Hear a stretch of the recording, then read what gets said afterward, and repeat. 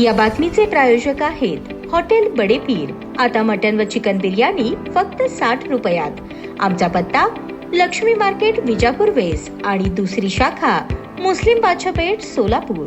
अल्पवयीन मुलीवर लैंगिक अत्याचार केल्याच्या गंभीर आरोपाखाली अक्कलकोट दक्षिण पोलीस ठाण्यात 4 मार्च 2025 रोजी भारतीय न्याय संहिता 2023 चे कलम 64(2)I, 137(2) आणि 351(2) तसेच बालकांचे लैंगिक गुन्ह्यांपासून संरक्षण कायदा 2012 चे कलम 4, 8 आणि 12 प्रमाणे आरोपी सिद्धलिंगप्पा शिवलिंगप्पा कलदे वय 28 राहणार मदन हिप्परगा तालुका आळंद जिल्हा कलबुर्गी राज्य कर्नाटक याच्या विरुद्ध गुन्हा नोंदवण्यात आला होता। फिर्यादी यांनी 4 मार्च 2025 रोजी दिलेल्या जबाबदारीत नमूद केले की आरोपी सिद्धलिंगप्पा कलदे हा मैंदर्गी अक्कलकोट येथील बोरी नावाच्या शेताला लागून असलेल्या शेतात ट्रॅक्टर चालक म्हणून काम करत असे। त्यांची आणि त्यांच्या अल्पवयीन मुलीची आरोपी सोबत गेल्या 15 दिवसांपासून ओळख होती। 3 मार्च 2025 रोजी सकाळी 11 वाजता फिर्यादीची मुलगी घरातून बोरी शेताकडे जात असताना सांगून निघाली। दुपारी 12च्या सुमारास आरोपी सिद्धलिंगप्पा कलदे याने मुलीला भेटून तुला घरी सोडतो असे सांगून आपल्या मोटरसायकलवर बसवले आणि तिच्या अज्ञानपणाचा फायदा घेऊन जबरदस्तीने मदन हिप्परगा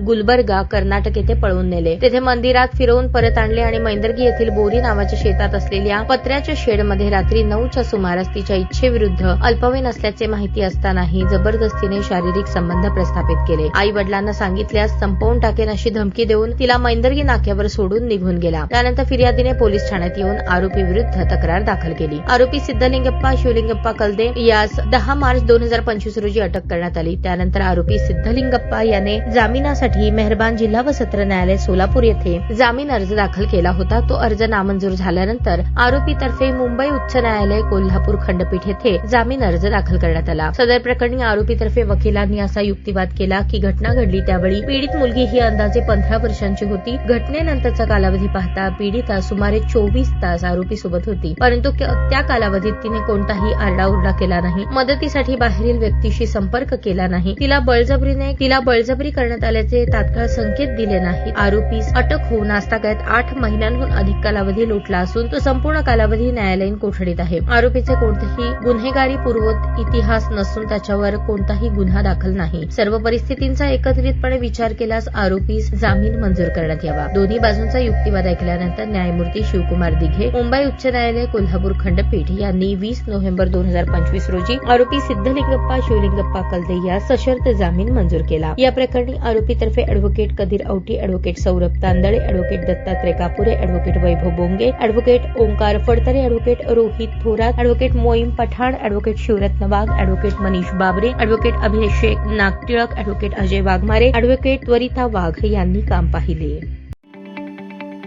ताज्या बातम्या पाहण्यासाठी प्राईम महाराष्ट्र न्यूज चॅनलला सबस्क्राईब करा।